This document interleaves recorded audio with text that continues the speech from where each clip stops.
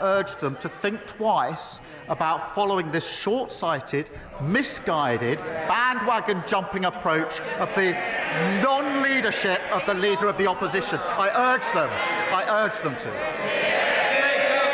Ladies and gentlemen, today we address a growing frustration in Britain, a nation that once prided itself on a sense of justice, leadership, and accountability. These values are now under siege by a political class that seems unable, or perhaps unwilling, to deliver for the people they serve. Keir Starmer, once again, shown the British public why he fails to command respect or inspire confidence. This isn't about partisanship. This is about a man who has repeatedly embarrassed himself, dodged accountability, and failed to provide meaningful leadership when the nation cries out for it. I am happy that my successor will carry on the excellent policies that in fact have finished with the decline of socialism and have brought great prosperity to this country, which have raised Britain's standing in the world and in fact have brought about a truly capital-owning democracy. Keir Starmer, during his tenure as Director of Public Prosecutions, claims to have been tough on crime, yet his handling or mishandling of child abuse cases casts serious doubts. These are not mere political failings, they are moral failings that have scarred countless lives. Thousands of children have been victims of despicable crimes, yet the political establishment has been reluctant to act decisively. Mandatory reporting laws promised, discussed, but never implemented, remain a glaring failure. Exactly what it is. So Keir Starmer himself is essentially reiterating and underlining that same accusation. That is why all of this happened. That's why it was swept under the carpet. The inquiry system has dragged on for years, delaying justice for victims. Starmer speaks of his past actions, but words mean little to the survivors who still await justice. This whole thing, what I see is criminals, barefaced criminals, monsters and apologies of a human being.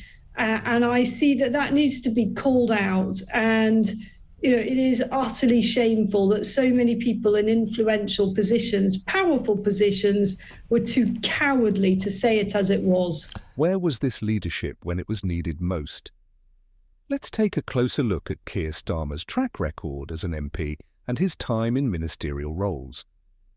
Starmer has held prominent positions, yet what tangible achievements can he point to? This isn't a rhetorical question, it's an important one. For years, Starmer was given platforms to influence change, but his record is largely marked by missed opportunities and silence. Take his time as Shadow Secretary for exiting the European Union. Labour's script in his hands, well, today Keir Starmer wasn't necessarily sticking to it. The big line worth tweeting about, this push for a second referendum. If we cannot get a general election, Labour must support all options remaining on the table, including campaigning for a public vote. That was our commitment. This was a critical role during one of the most divisive and consequential periods in recent British history. What did Starmer accomplish? Did he unite his party or present a coherent, alternative vision for the UK's future? His tenure was defined by indecision and an inability to articulate a clear stance, leaving many questioning his ability to lead under pressure. Similarly, as a former Minister for Children and Equality, Starmer had an opportunity to champion policies to protect vulnerable children. Did he use this platform to demand mandatory reporting laws for child abuse? Did he bring systemic failings in social care to the forefront? Did he raise his voice for the voiceless? Again, no.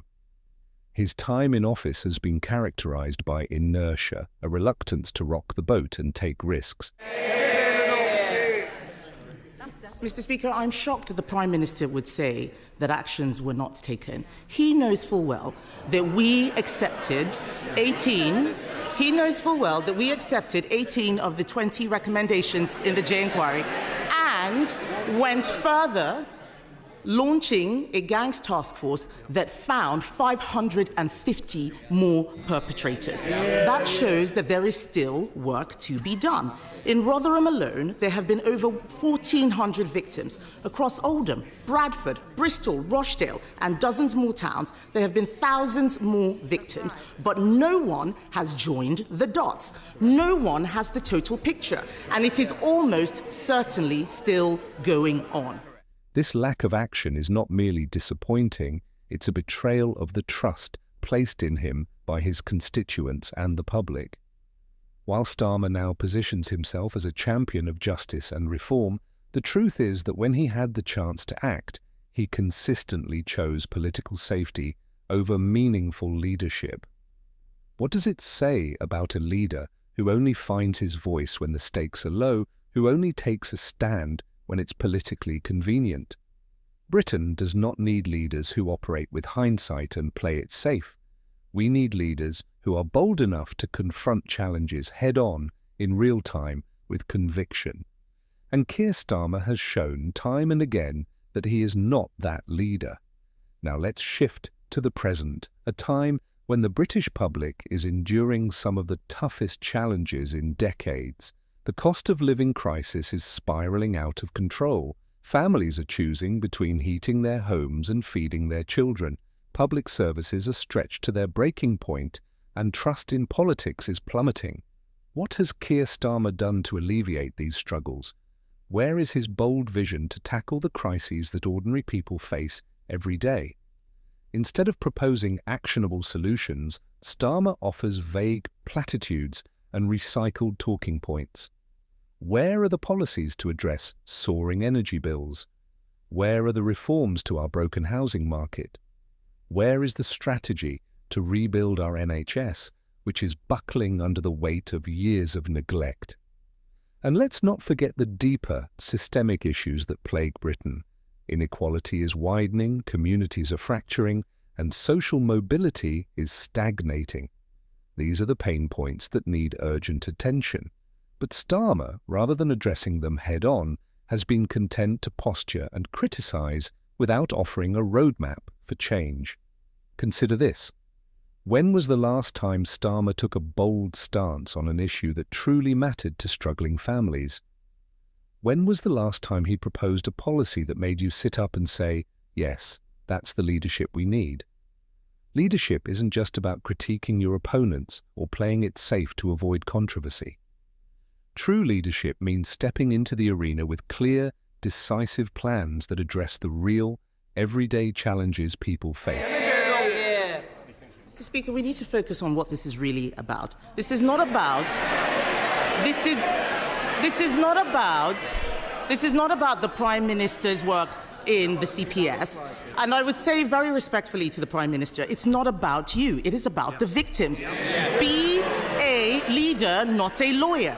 We know that people were scared to tell the truth.